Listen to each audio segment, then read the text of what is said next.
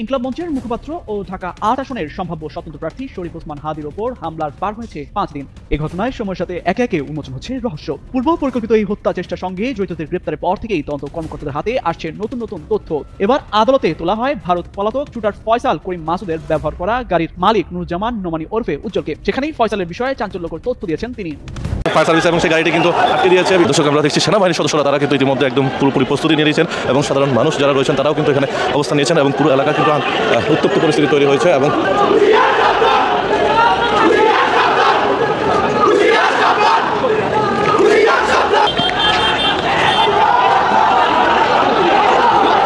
2024 সালের ছাত্র জনতার বিপ্লবের অগ্নিশিখা নিভে যাওয়ার আগে নতুন এক দাবানলে জ্বলছে বাংলাদেশ। অভ্যুত্থানের অন্যতম এবং ইনকিলাব মঞ্চের তেজস্বী মুখপাত্র শরীফ ওসমান হাদির অকাল মৃত্যুতে শোকের চেয়েও বড় হয়ে দেখা দিয়েছে গণবিস্ফোরণ। সিঙ্গাপুরের হাসপাতালে যখন এই তরুণ নেতার জীবন প্রদীপ নিভে যায়, ঠিক তখনই ঢাকার রাজপথে জ্বলে ওঠে ক্ষোভের লেলিহান শিখা। হাদির মৃত্যুর সংবাদ বিদ্যুৎ বেগে ছড়িয়ে পড়ার সাথে সাথে স্থবির হয়ে যায় রাজধানী ঢাকা। শাহবাগ মোড়ে আছড়ে পড়ে হাজারো শিক্ষার্থীর মিছিল। সেখানে আকাশ বাতাস কাঁপিয়ে স্লোগান ওঠে, তুমি কে আমি কে, হাদি হাদি। আমার ভাই ওসমান হাদির একটা ফুটেজ সামাজিক যোগাযোগ মাধ্যমে ভেসে বেড়াচ্ছে। মৃত্যু হবে তিনি জানতেন, রাজপথের মৃত্যু হবে তাও হয়তো জানতেন। হাদি ভাই বলেছিলেন মৃত্যু হবে তাতে তার আপত্তি নেই, তাকে হত্যা করা হবে আপত্তি নেই, যাতে ন্যায় বিচার হয়, যাতে তার হত্যাকারীদের বিচার হয়, যাতে সামনে বাংলাদেশ এমন একটা দেশ হয়ে ওঠে যেখানে মানুষ ন্যায় বিচারের উপর ভরসা রাখতে পারে। আমি হাদিকে বলি আমাদের স্বপ্নরা মরে না, মৃত্যুকে সে ভয় পায় না। সে বলেছে হত্যাকারীর যেন বিচার হয়। আমি বিশ্বাস করি না হাদি মরে গেছে। আমি জানি না তার সন্তান আছে কিনা। যদি থেকে থাকে একবার আপনাকে কল্পনা করতে বলবো, কানের পেছন থেকে গুলিটা সামনে দিয়ে যখন বের হয়ে যায়, সেই রক্তাক্ত ছেলের দিকে তাকিয়ে আপনি বলতে পারবেন তো যে এটি একটি বিচ্ছিন্ন ঘটনা? দেখেন, হাদি বারবার চেয়েছে, আপনারা সবাই দেখেছেন, এখনো আছে, দেখবেন মৃত্যুকে সে ভয় পায় না।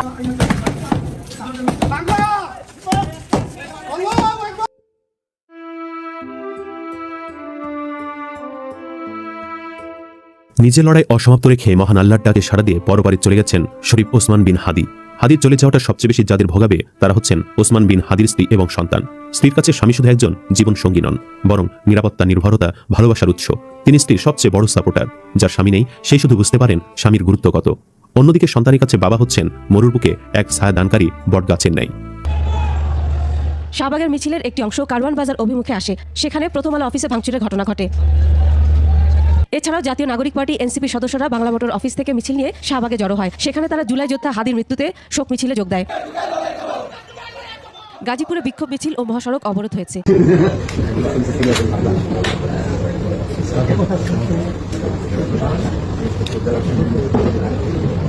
আসসালামু আলাইকুম প্রিয় দর্শক, নতুন একটা নিউজে সবাইকে স্বাগতম। প্রিয় দর্শক, ভিডিওর শুরুতেই অনেকগুলো ভিডিওর অংশ বিশেষ আপনারা ইতিমধ্যে দেখেছেন। দেখেই বুঝতে পারছেন আজকের ভিডিওটি কতটুকু গুরুত্বপূর্ণ এবং আকর্ষণীয় হতে চলেছে। চলুন কথা না বাড়িয়ে একটা লাইক দিয়ে সম্পূর্ণ ভিডিও দেখে আসি। তার আগে বলবো, যারা এখনও চ্যানেলটি সাবস্ক্রাইব করেননি তারা সাবস্ক্রাইব করে দিবেন, আর যারা সাবস্ক্রাইব করেছেন তাদেরকে ধন্যবাদ। ডিসেম্বর গতকাল যে বাংলাদেশে আপনি বাস করতেন তার সঙ্গে আজকের বাংলাদেশের কোনো মিল নেই। সারা দেশে ছড়িয়ে পড়া ভয়ঙ্কর সহিংস একটি রাত পার করে সকাল হয়েছে। রাষ্ট্র চুপ। রাষ্ট্রের প্রধানের পদটি যিনি দখল করেছেন, রাতভর যমুনায় তিনি নাক ডেকে হয়তো ঘুমিয়েছেন। ওদিকে ক্যান্টনমেন্টে আরেক সশস্ত্র নাগরিকও হয়তো শান্তির ঘুম ঘুমিয়েছেন। কেবল অশান্তি, নিরাপত্তাহীনতা, মৃত্যু ভয় আর দেশের ভেতর ঘটা সহিংসতা কখন নিজের বাড়িতে এসে পড়ে সে চিন্তা নিয়ে নাগরিক সকল কাটিয়েছেন বিনিদ্র রাত। ঘটনাক্রমটি ভাবুন। হাদির মাথায় গুলি করা হলো, দায় চাপানো হলো আওয়ামী লীগ আর ভারতের ওপর। তারপর থেকে জুলাই সন্ত্রাসীরা রাস্তায় নেমে এই ভারত ভেঙে ফেলে, তো লাশ ফেলে দেয়, কিন্তু ভারতের কিছুই করতে না পেরে তারা নিজের দেশটাকেই জ্বালানোর আহ্বান জানাতে লাগলো। আর যখনই সিঙ্গাপুর থেকে হাদির মৃত্যুর খবর ছড়ানো হলো, তখনই শুরু হলো আসল খেলা। আপনার কি মনে হয় না যে হাদিকে গুলি করা থেকে হাদির মৃত্যু ঘোষণা পর্যন্ত সবই খুব কৌশলে ধাপের পর ধাপ হিসেব কষে পরিস্থিতি এই ভয়াবহ সহিংস জায়গায় নিয়ে আসা হয়েছে? এবং এখন এর পরবর্তী ধাপে ইউনূসকে টেনে নামানোর চেষ্টা শুরু হলে কি কেউ আশ্চর্য হবেন? আমি হব না। তবে একটু থামেন। হতে পারে ইউনূস নিজেকে রক্ষায় জরুরি অবস্থার পথও বেছে নিতে পারেন। আসুন, এই ইউনূস যাবেন নাকি ইউনূস থাকবেন? ইতি ইউনূস নাকি ইউনূসের নতুন শুরু? আরেকটু আলোচনা করার চেষ্টা করি, একটু বোঝার চেষ্টা করি। মৃত্যুর আড়ালে অনেকগুলো পুরনো হিসেব, গোপন পরিকল্পনা আর রাষ্ট্র, মব, গোয়েন্দা ইত্যাদি জোটের গভীর দ্বন্দ্ব একত্রিত হয়ে গোটা দেশকে আগুন ধরিয়ে দিয়েছে। 18 ডিসেম্বর সন্ধ্যায় তার মৃত্যু সংবাদ ছড়িয়ে পড়ার পর যা ঘটেছে, বাংলাদেশে এমন ভয়াবহ সমন্বিত হামলা জুলাই সন্ত্রাসের পরে ঘটেনি। জুলাই সন্ত্রাসীদের আগুন দেওয়া, পুড়িয়ে মারা, মেরে ঝুলিয়ে রাখা, থানা লুট করা, পুলিশ হত্যা, সবকিছুকে যদি আপনি মিলিয়ে দেখেন 18 ডিসেম্বর সন্ধ্যার পর থেকে ঘটা ঘটনাগুলোর সঙ্গে, তাহলে বুঝতে পারবেন যে একই ধরন এবং একই হামলাকারীরা জুলাইতে যেমন দেশ পুড়িয়েছে এখন আবারও পোড়ানো শুরু করেছে। এবং সবচেয়ে উদ্বেগজনক ব্যাপার হলো যখন তারা দেশ জ্বালাচ্ছিল ঠিক তখন দেশের প্রধানমন্ত্রী সমমানের প্রধান উপদেষ্টা নিরাপদে যমুনায় বসে জাতিকে শোকবার্তা দিচ্ছিলেন। আর 2024 সালের জুলাই মাসে আকাশে উড়াল দিতে চাওয়া সেনাপ্রধান ওয়াকার নির্ভার ক্যান্টনমেন্টে নাকি ডাকছিলেন হয়তো, আর বাইরে তখন দেশ জ্বলছিল। কিন্তু প্রশ্ন করুন তো 18 ডিসেম্বর এই নারকীয় তাণ্ডব কারা করলো, কেন করলো? একটার পর একটা যেসব জায়গাকে লক্ষ্যবস্তু করা হয়েছে, প্রথম আলো, ডেইলি স্টার, ছায়ানট, ধানমন্ডি 32, ভারতীয় হাইকমিশনের অফিস, উত্তরা বনানী আবাসিক এলাকা, সাংবাদিক নুরুল কবির, এগুলো কোনো এলোমেলো তালিকা নয়, এগুলো একটি সুনির্দিষ্ট মতাদর্শিক মানচিত্র। এই মানচিত্রের উপর আঘাতের প্রধান উদ্দেশ্য হতে পারে দুটি। এক, বাংলাদেশকে লিবারেল এবং সেকুলার কাঠামো থেকে সরিয়ে এনে উগ্র ধর্মীয় নিরাপত্তা রাষ্ট্রে রূপান্তর করা, শরিয়া আইন জারি করা। দুই, নির্বাচনের আগেই দেশকে এমন অস্থিতিশীল করা যাতে জরুরি অবস্থা, নির্বাচন স্থগিত কিংবা গণভোটের অজুহাত তৈরি হয়।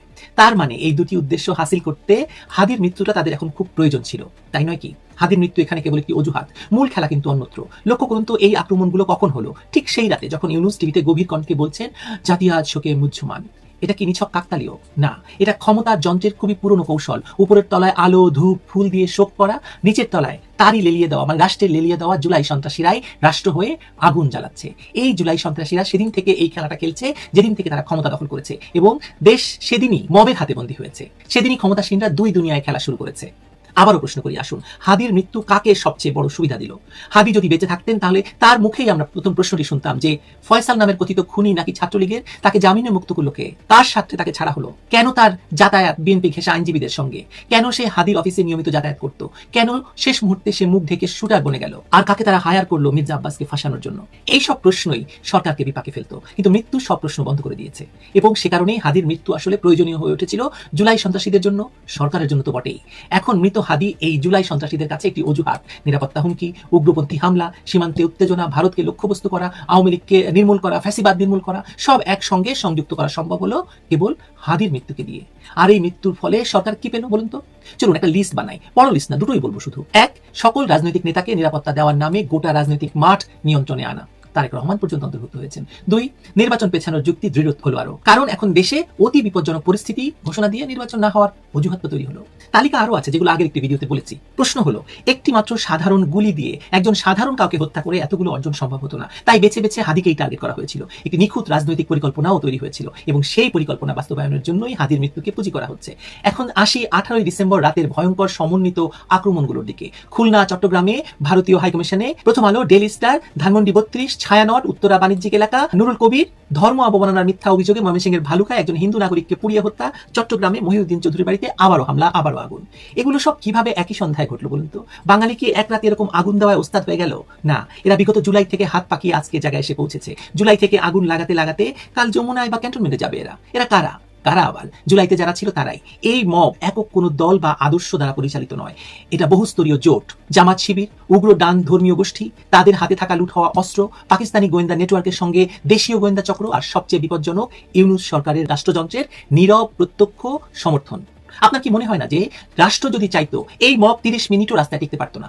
আগস্ট 2024-এও রাষ্ট্রকে রক্ষার দায়িত্ব যাদের ছিল তারা নামেনি জাতিসংঘের দেওয়া ডলারের লোভে, আর আজকেও তারা নামেনি কেন জানেন? কে জানে? আমি জানি না, ঘুমোচ্ছে হয়তো। উড়াল দেবো আকাশে কিংবা ইনাফ ইজ এনাফের কি অবস্থা এখন? কোথায় আপনি ভাই?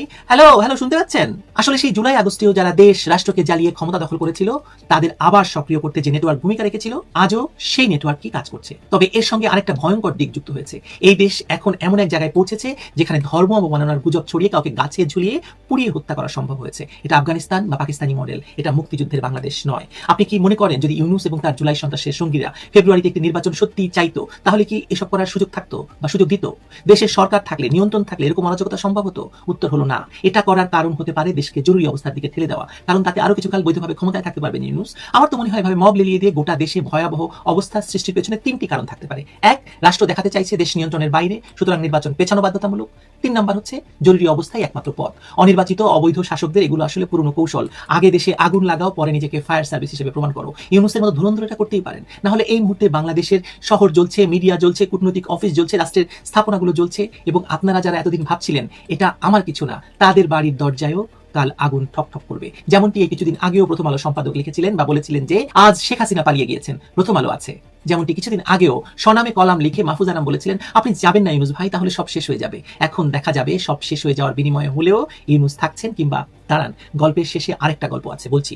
ভাইরে ভাই, দাঙ্গা কখনো দল দেখে না, মতাদর্শ দেখে না। দাঙ্গা শুধু দেখে রাষ্ট্র কোথায় দুর্বল। হাদির মৃত্যুর মাধ্যমে রাষ্ট্রকে দুর্বল বলে পরিচয় করিয়ে দেওয়া হয়েছে, আর সেই ফোকর দিয়ে এই প্রেসার গ্রুপকে ঢুকানো হয়েছে। যারা দেশ জ্বালাচ্ছে তাদেরকে মব বলা নিষেধ, তাই প্রেসার গ্রুপ বললাম। হাদিকে হত্যা করে এই প্রেসার গ্রুপকে অনুমতি দেওয়া হয়েছে প্রথম আলো, ডেইলি স্টারে আগুন দিতে, ছায়ানটে আগুন দিতে, ভয় ছড়াতে, ক্ষমতা সংহত করতে, অস্থিরতা বাড়াতে এবং জরুরি অবস্থাকে জাতীয় প্রয়োজন হিসাবে প্রতিষ্ঠা করতে। ইউনূস সরকার হয়তো আজ যমুনায় বসে বসে ভাবছে যে তারা খুব চালাকির খেলা শেষ করেছে, কিন্তু ইতিহাসের একটা চিরন্তন আইন আছে, যে আগুন তুমি অন্যের ঘরে দাও সেটা শেষমেশ তোমার ঘরেও লাগে। আফগানিস্তান, পাকিস্তানের উদাহরণ থেকে বলি, বোতলবন্দি দৈত্য একবার মুক্তি পেলে তাদেরকে আবার বোতলে ঢোকানোর সাধ্য ইউনূস মহাজনের কেন? কারোরই থাকবে না। শেখ হাসিনা এই দৈত্যকে বহু কষ্টে দমন করেছিলেন, দমনে রেখেছিলেন। হাদির লাশকে সিঁড়ি করে ইউনূস এবং তার জুলাই সঙ্গীরা যে পথে এগুচ্ছেন, সেই পথ এত সরু যে রাষ্ট্র একবার সেখানে নামলে ফিরে আসতে কত বছর লাগে সেটা আপনার আমার হিসেবের বাইরে।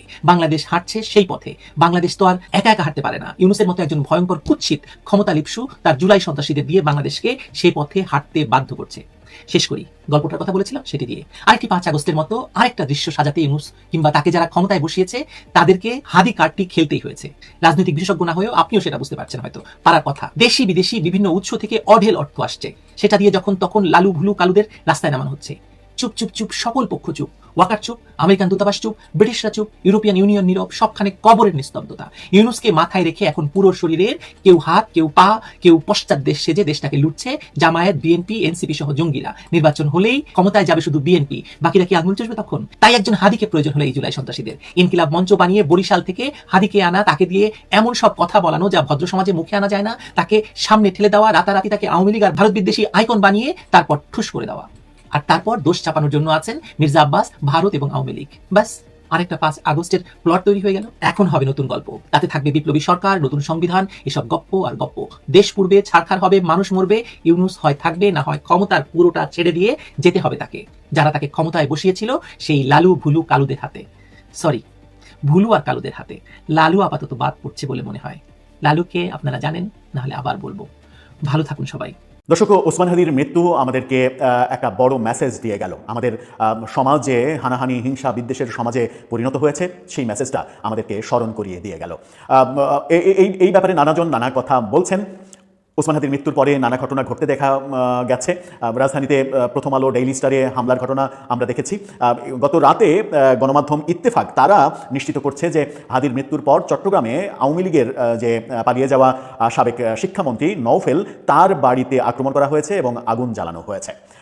আরও এরকম ঘটনা ঘটতে পারে বলে আশঙ্কা করা হচ্ছে। কি ঘটলো চট্টগ্রামে, ইত্তেফাক কি বলছে চলুন একটু জেনে দেখি এই ভিডিও। মৃত্যু একদিকে যেমন বেশিরভাগ মানুষকে কাঁদাচ্ছে, আবার কিছু কিছু মানুষকে তো উল্লসিত করছে। সেটা বাংলাদেশের রাজনৈতিক যে সংস্কৃতি তৈরি হয়েছে, সেই সংস্কৃতিতে অবাক হওয়ার কিছু থাকবে না, সেটাই স্বাভাবিক ঘটনা হিসেবে আমাদের মেনে নিতে হবে। কিন্তু মৃত্যুর পরে নানা ধরনের ঘটনা ঘটতে দেখছি আমরা। ওসমান হাদির মৃত্যুর জন্য আওয়ামী লীগকেই তো দায়ী করা হচ্ছে, যে আওয়ামী লীগই পরিকল্পিতভাবে এই কাজটা করেছে এবং জুলাই আন্দোলনে যারা সম্মুখ সারিতে ছিল তাদেরকে টার্গেট করেছে আওয়ামী লীগ। সুতরাং সেই রাগটা গিয়ে প্রথম ধাক্কায় যেটা পড়েছে গত রাতে নওফেলের বাড়িতে চট্টগ্রামে। ইত্তেফাক সেটা নিশ্চিত করছে একটা ছবি দিয়ে। তারা বলছে শিরোনামে, হাদির মৃত্যুর প্রতিবাদে নওফেলের বাড়িতে আগুন ভাঙচুর। কি বলছে সেখানে? ইনকিলাব মঞ্চের আহ্বায়ক শরীফ ওসমান হাদির মৃত্যুর প্রতিবাদে সড়কে নেমেছেন সমর্থকরা। খবর শোনার পরপরই বন্দরনগরী চট্টগ্রামের 16 শহর 2 নম্বর গেট এলাকায় অবস্থান নিয়েছেন তারা। সড়কে অবস্থান নিয়ে বেশ কিছুক্ষণ স্লোগান দিতে থাকেন। বৃহস্পতিবার রাত 11টার পরে ছাত্র জনতার ব্যানারে একদল যুবক 2 নম্বর গেট এলাকা থেকে মিছিল নিয়ে আওয়ামী লীগ আমলের শিক্ষামন্ত্রী মহিবুল হাসান চৌধুরী নওফেলের চশমা হিলের বাসভবনে যান। প্রথমে বাসভবনের সামনে থাকা একটা মোটরসাইকেলে আগুন দেওয়া হয়। এরপর বিক্ষুব্ধ লোকজন বাসায় প্রবেশ করে ব্যাপক ভাঙচুর এবং অগ্নিসংযোগ করে। আমি জানি না যে গণমাধ্যম নিশ্চিত করেছে কিনা সেই বাসায় কারা থাকতেন, কারা অবস্থান করতেন, সেগুলো নিশ্চিত নয়। পাঁচলাইশ থানার ওসি জানাচ্ছেন, আমরা এখন ব্যস্ত আছি, পরে বিস্তারিত জানাবো। অর্থাৎ সামগ্রিক যে পরিস্থিতি, সেই পরিস্থিতি সামলাতে হিমশিম খাচ্ছেন ওসি। এদিকে শরীফ ওসমান হাদির মৃত্যুর ঘটনায় জেলার ফটিকছড়ি উপজেলার বিবিরহাট এলাকায় চট্টগ্রাম খাগড়াছড়ি সড়ক অবরোধ করে বিক্ষোভ করেছেন একদল যুবক। ছাত্র জনতার ব্যানারে সড়কে টায়ার জ্বালিয়ে বিক্ষোভও করা হয়। এই যে নওফেলের বাড়িতে যে ঘটনাটা ঘটলো, আওয়ামী লীগকে যেহেতু এর জন্য দায়ী করা হচ্ছে এবং বলা হচ্ছে যে আওয়ামী লীগই এই কাজটা করেছে, এবং এই ঘটনা ঘটানোর পরে 2 আসামি যারা, তারা ভারতে পালিয়ে গেছেন বলে বলা হচ্ছে। যদিও সরকারি তরফ থেকে সেটা এখনো আনুষ্ঠানিকভাবে বলা হয়নি যে তারা দেশ ছেড়ে চলে গেছেন। সরকার এখনো বলছে যে আসামিদের খোঁজা হচ্ছে, তল্লাশি চলছে।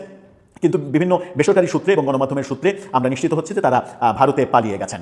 সেরকম একটা মুহূর্তে আওয়ামী লীগের কাছেই তো এই দোষ যাচ্ছে, এবং শরীফ ওসমান হাদির মৃত্যুর পরে এই নওফেলের বাড়িতে আক্রমণের ঘটনাটা প্রথম ঘটলো। এরপরে হয়তো আরও ঘটনা ঘটতে পারে, কারণ এই মুহূর্তে যে আবেগ কাজ করছে হাদির সমর্থক শুভাকাঙ্ক্ষীদের, এরকম ঘটনা ঘটাই স্বাভাবিক। নওফেলের বাড়িতে এই ঘটনা ঘটা স্বাভাবিক, সেটা মোটামুটি স্বাভাবিকভাবেই মেনে নেওয়ার মতো। কিন্তু গত রাতে প্রথম আলো এবং ডেইলি স্টারে যে ভাঙচুর এবং অগ্নিকাণ্ডের ঘটনা ঘটানো হয়েছে, সেটার সঙ্গে অনেকের অনেক রকমের দুরভিসন্ধি আছে বলে আলোচনা হচ্ছে বিভিন্ন দিকে, যে ব্যাপারে আমার মনে হয় যে সরকারের সচেতন হওয়া উচিত যে এরকম বেসরকারি প্রতিষ্ঠানে যদি আক্রমণের ঘটনা ঘটে, আগুনের ঘটনা ঘটে, তাও আবার যদি সেটা গণমাধ্যম হয়, সেই ব্যাপারে সরকার যদি মানে সুরক্ষা নিশ্চিত করতে না পারে, প্রধান উপদেষ্টা খুবই করুণ সুরে সবার প্রতি আহ্বান জানালেন স্বাভাবিক থাকতে, ধৈর্য রাখতে, ফাঁদে পা না দিতে, কিন্তু শেষ পর্যন্ত কোনো কিছু হলো না। প্রথম আলো ডেইলি স্টারের ব্যাপারটা যখন ঘটেছে তখন নওফেলের বাড়িতে এই ঘটনা ঘটাটা এটা খুবই একটা স্বাভাবিক ব্যাপার হিসেবেই বোধহয় দেখতে হবে। দর্শক, আপনার ভাবনা কি জানিয়ে লিখতে পারেন আমাদের।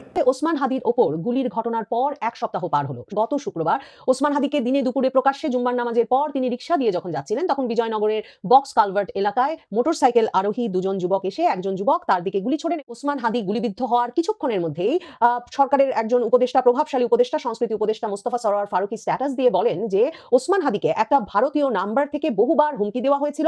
আজকের হামলা সেই উদ্বেগকেই আরো স্পষ্ট করে দিল। মোস্তফা সরোয়ার ফারুকী অবশ্য তার ফেসবুক স্ট্যাটাসে জানান না যে কিভাবে তিনি জানলেন যে একটা সুনির্দিষ্ট ভারতীয় নম্বর থেকেই ওসমান হাদিকে বারবার ফোন করে হুমকি দেওয়া হচ্ছিল, এবং সরকার কেন এখন সেই নাম্বারটি, মানে যদি উপদেষ্টা জেনে থাকেন, তিনি কি বাংলাদেশের আইন শৃঙ্খলা রক্ষাকারী বাহিনীকে জানিয়েছিলেন যে এ বিষয়ে গুরুত্বের সঙ্গে ব্যবস্থা নিতে হবে? তার কাছে কি সেই নাম্বার আছে? ওসমান হাদির ফোন খুঁজলে তো সেই নম্বরটি পাওয়ার কথা। সেই বিষয়ে কি কোনো অনুসন্ধান জানানো হয়েছে? এর আগে শেখ হাসিনার বিচারের রায়ের আগে 14ই নভেম্বর কিন্তু ওসমান হাদি একটা স্ট্যাটাস দিয়ে লিখেছিলেন যে 30টি বিভিন্ন দেশের নাম্বার থেকে তার কাছে টেক্সট আসছে, কল আসছে, যেখানে তাকে হত্যার হুমকি দেওয়া হচ্ছে, তার পরিবার পরিজনের উপর নজর রাখার কথা হচ্ছে, তার পরিবারের সদস্যদের বিরুদ্ধে হত্যা, ধর্ষণ এসবের হুমকি পর্যন্ত আসছে। কিন্তু মোস্তফা সরোয়ার ফারুকী যে একটা ভারতীয় নম্বরের কথা বললেন, সেটা তিনি কিসের ভিত্তিতে বললেন? ওসমান হাদির ওপর গুলিবর্ষণের 24 ঘন্টা পার হওয়ার আগেই ইন্টারনেটে প্রাপ্ত তথ্যাবলী বিশ্লেষণ করে এবং ওসমান হাদির ইনকিলাব কালচারাল সেন্টারের সিসিটিভি আর ওই যখন গুলি চালানো হয়েছে সে সময়কার সিসিটিভি ফুটেজ সহ নানা প্রাপ্ত তথ্যাদি বিশ্লেষণ করে একটি ফ্যাক্ট চেকিং প্রতিষ্ঠান দ্য ডিসেন্ট এবং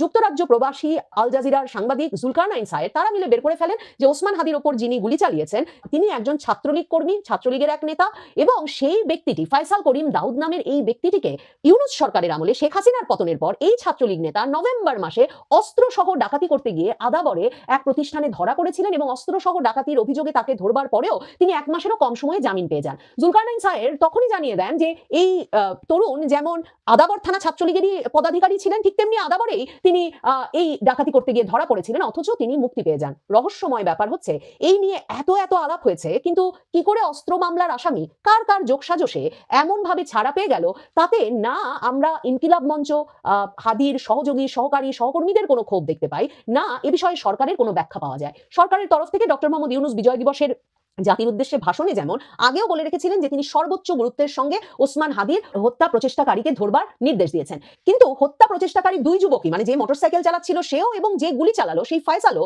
দুজনেই শুক্রবার রাতের মধ্যেই সীমান্ত পাড়ি দিয়ে ভারতের পৌঁছে গেছেন। এই খবরটিও জানতে হয় সামাজিক যোগাযোগ মাধ্যমে সেই জুলকারনাইন সায়ের যুক্তরাজ্য প্রবাসী এই সাংবাদিকের কাছ থেকে।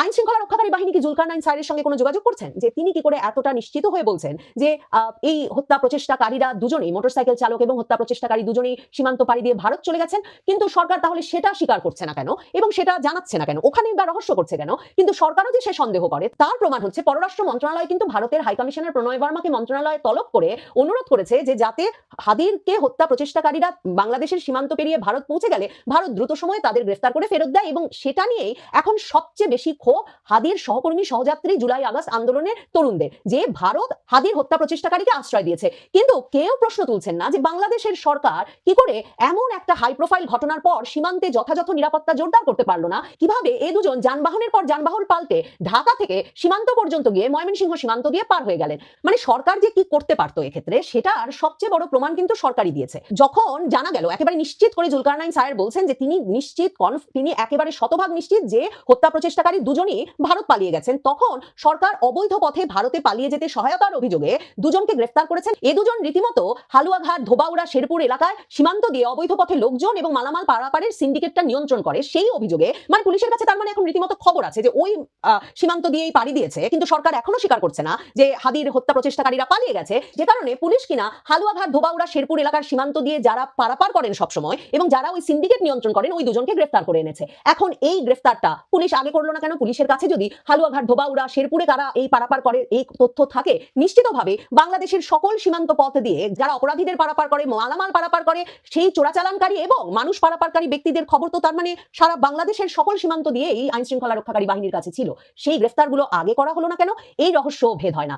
এই প্রশ্ন অবশ্যই মনে জাগে যে 2024-এর আগস্টের পর থেকে তো আওয়ামী লীগের নেতা কর্মী সমর্থকরা যেমন তেমনি সেনাবাহিনীর শীর্ষস্থানীয় জেনারেলেরা যাদের বিরুদ্ধে মামলা হচ্ছিল, যাদের বিরুদ্ধে নানা রকম অভিযোগ আসছিল, তারা তো সীমান্ত পাড়ি দিয়ে ভারত চলে গেছেন। তার মানে এই দুই ব্যক্তি সহ বিভিন্ন সীমান্তে এসব সিন্ডিকেট, সীমান্ত দিয়ে অবৈধ পথে লোক চলাচল এবং মালামাল পারাপার যারা নিশ্চিত করেন এবং সেসব সিন্ডিকেট যারা কন্ট্রোল করেন, নিয়ন্ত্রণ করেন, ওই ব্যক্তিরা তার মানে এই কাজগুলো অবাধে করে যাচ্ছিলেন। এতদিন পর হঠাৎ করে দুজনকে গ্রেফতার করে আনলো পুলিশ। এই প্রশ্নগুলোর উত্তর তো সরকারকে গুরুত্বের সঙ্গে দিতে হবে। আইন শৃঙ্খলা বাহিনী কি যথাযথ তদন্ত করছে নাকি একটা রোমহর্ষক গল্প তৈরির চেষ্টা করছে? মানে আমরা প্রতিদিন খবর পাচ্ছি পুলিশ হাদির ওপর হামলাকারী এই ফয়সালের স্ত্রী, শ্যালক, বান্ধবী সকলকে গ্রেফতার করে ফেলেছে। যেই রেন্টেকারের ব্যবসায়ী তাকে গাড়ি দিয়েছে তাকে গ্রেফতার করা হয়েছে, সকলকে গ্রেফতার করে ফেলেছে, সকলকে রিমান্ডে নিয়ে নিয়েছে। কিন্তু ওই যে ফয়সাল যে কিনা এই হত্যা প্রচেষ্টা চালালো এবং তার মোটরসাইকেল চালক, এই দুজনকে পালিয়ে যেতে সাহায্য করেছে। এখন পুলিশের কাছ থেকে আমরা নানা রকম রোমহর্ষক গল্প শুনছি। মানে গল্পের মধ্যে অনেক রসালো এলিমেন্ট যুক্ত হচ্ছে। যেমন ধরেন প্রতিদিন খবর উঠছে প্রেমিকাকে সঙ্গে নিয়ে হাদিকে খুনের ছক কষেন শুটার ফয়সাল। সেখানে আমরা জানতে পারি যে তার প্রেমিকা মারিয়া আক্তার লিমাকে নিয়ে ফয়সাল করিম ওরফে দাউদ খান একটা রিসর্টে বসে কিভাবে খুন করবেন এই পরিকল্পনা করেন। সাভারের ওই রিসর্টে গিয়েও তদন্ত চালিয়ে এসেছে গোয়েন্দা বাহিনী। গোয়েন্দা পুলিশের তৎপরতায় এরই মধ্যে মা বাবাকে ধরে ফেলা হয়েছে ফয়সাল করিমের, এবং সংবাদ মাধ্যমগুলো খবর দিচ্ছে যে শুটার ফয়সালের বাবা মা দায় স্বীকার করেছেন, তাদেরকে কারাগারে পাঠানোর নির্দেশ দেওয়া হয়েছে। এবং তারা এই যে স্বীকারোক্তিমূলক জবানবন্দি দিয়েছেন সেখানে 164 ধারায়, মানে সেই 164 ধারায় তো কতভাবে স্বীকারোক্তিমূলক জবানবন্দি আদায় করা যায়, সেখানে তারা বলেছেন যে তারা অভিযুক্তদের পালিয়ে যেতে সহযোগিতা করেছেন এবং ব্যবহৃত অস্ত্র গোপন করতেও সহায়তা করেছেন। এবং রীতিমতো পুলিশ দাবি করছে যে ফয়সালের ব্যবহৃত গুলি এবং ম্যাগাজিন নাকি সে উপর থেকে, বোনের বাসার উপর থেকে নিচে ফেলে দিয়েছিল, এবং পুলিশ 2-3 দিন পরে, মানে কয়েকদিন বাদে বোনের বাসা পর্যন্ত হাজির হয়ে তখনও সেখানে গুলি আর ম্যাগাজিন খুঁজে পেয়েছে। অন্যদিকে আবার ব্যবহৃত অস্ত্র খুঁজে পেয়েছে নরসিংদীর এক বিলে। এখন পুলিশ এই সূত্রগুলো মিলিয়ে আমাদের বলছে না যে ওসমান হাদির মাথা থেকে কি বুলেট বের করা গেছে, বা যে বুলেটটি বলা হয়েছে যে একদিক দিয়ে ঢুকে আরেক দিকে বেরিয়ে গেছে, সেই বুলেটটি কি তারা সংগ্রহ করতে পেরেছিল, সেই সংগৃহীত বুলেটের সঙ্গে কি এই অস্ত্র মিলিয়ে দেখা হয়েছে? খবরে এসব বিস্তারিত পাওয়া যায় না। কটি গুলি করা হয়েছিল ওসমান হাদিকে সেটাও জানা যায় না। এমনকি অনেকে এখন এই প্রশ্নও তুলছেন যে সিসিটিভি ফুটেজ দেখে, যারা এসবে অভিজ্ঞ তারা প্রশ্ন তুলছেন যে সিসিটিভি ফুটেজে চলন্ত রিকশায় থাকা হাদির পাশ দিয়ে চলন্ত মোটরসাইকেল দিয়ে যেদিক দিয়ে এই হত্যা প্রচেষ্টাকারীরা যাচ্ছেন বলে দেখা যাচ্ছে সিসিটিভিতে, তাতে সেখান থেকে ফয়সাল গুলি করলে সেই গুলি হাদির মাথার যেদিকে লেগেছে সেদিকে লাগবার কথা কিনা। এমনকি আমি দেখছিলাম গোলাম মাওলা রনি, তিনি তার ছাত্র জীবনে তার একই মিছিলে থাকা ব্যক্তির গুলিবিদ্ধ হওয়ার ঘটনা বর্ণনা করে এমন বলছিলেন যে তিনি বারবার সিসিটিভি ফুটেজ দেখে তারও এই সন্দেহ হয়েছে যে এভাবে গুলিটা করা সম্ভব কিনা। সামাজিক যোগাযোগ মাধ্যমে অনেকেই প্রশ্ন তুলছেন, এমনকি হাদির শুভাকাঙ্ক্ষী অত্যন্ত ঘনিষ্ঠ জন পিনাকি ভট্টাচার্য, তিনি কিন্তু হাদির উপর হামলার প্রথম দিনে এই প্রশ্ন করেছিলেন যে তিনি নিজে একজন অত্যন্ত দক্ষ শুটার, কিন্তু তিনি বুঝে পাচ্ছেন না যে কি করে চলন্ত মোটরসাইকেল থেকে চলন্ত রিকশায় হাদিকে গুলি করে এমন নিখুঁত নিশানায় গুলি করা সম্ভব। এখন প্রফেশনাল শুটারের প্রশ্ন এসেছে। প্রফেশনাল শুটারদেরকে ষড়যন্ত্রকারীরা নিয়োগ করছে, সে কথা কিন্তু ডক্টর মোহাম্মদ ইউনূস যমুনায় ডেকে 3 রাজনৈতিক দলকে, জামাত, বিএনপি এবং এনসিপি কেও বলেছেন। তাহলে এই ফয়সাল করিম দাউদ কি একজন প্রফেশনাল শুটার? অথচ পত্রিকায় তার যে পরিচয় বেরিয়ে আসছে সেখানে জানা যাচ্ছে যে এই ব্যক্তির একটা আইটি ফার্ম পর্যন্ত ছিল। একজন প্রফেশনাল শুটারের বাবা মা ভাই বোন এরকম আত্মীয় স্বজন পরিবার পরিজন খুঁজে পাওয়া কি এত সহজ হওয়ার কথা? এবং তিনি কি সত্যি এমন একটা হত্যা প্রচেষ্টার পর তার বাবা মায়ের সঙ্গে দেখা করতে যাবেন? মানে যেটা এখন পত্রিকায় পড়ছি যে তারা বলেছেন যে তারপর বাবা মা তাদেরকে পালিয়ে যেতে সাহায্য করেন, এমন ঘটনা কি একজন প্রফেশনাল শুটারের ক্ষেত্রে ঘটবার কথা? আর সবচেয়ে যে রহস্য এখন পর্যন্ত ভেদ হলো না সেটা হচ্ছে হাদিকে যেদিন গুলি করা হলো সেদিনই হাদির ইনকিলাব মঞ্চের সহকর্মীরা বললেন সংবাদ মাধ্যমকে যে যারা গুলি করেছেন তারা কয়েক সপ্তাহ ধরে হাদির সঙ্গে নির্বাচনী প্রচারে অংশ নিচ্ছিলেন এবং তারা সবসময় মাস্ক পরে থাকতেন, কাজেই তারা কেউ তার চেহারা চেনেন না। অথচ যুক্তরাজ্যে বসে এবং সম্ভবত অন্য কোনো দেশে বসেই দ্য ডিসেন্ট ফ্যাক্ট চেকিং প্রতিষ্ঠান আর জুলকারনাইন সাহেব বের করে ফেললেন ইনকিলাব কালচারাল সেন্টারের সিসিটিভি ফুটেজে হাদির একেবারে পাশে বসে আছেন এই ফয়সাল, যিনি কিনা একজন ছাত্রলীগ নেতা। কাজেই অনেক প্রশ্নের উত্তর মেলে নাই এখন পর্যন্ত। রহস্য ক্রমাগত ঘনীভূত হচ্ছে। আসলে কারা হামলা চালালো? তাদের এই হামলাটি কি শুধুই হাদিকে লক্ষ্য করে, নাকি যেমনটা আশঙ্কা করা যাচ্ছে এমন অনেক তরুণ নেতার উপরেই এমন হামলার ঘটনা ঘটতে? প্রিয় দর্শক, ভিডিওটি দেখে কি জানলেন বুঝলেন অবশ্যই আপনাদের মূল্যবান মতামত কমেন্ট বক্সে জানিয়ে দিবেন। পারলে ভিডিওটি শেয়ার করে সবাইকে দেখার সুযোগ করে দিবেন। ধন্যবাদ।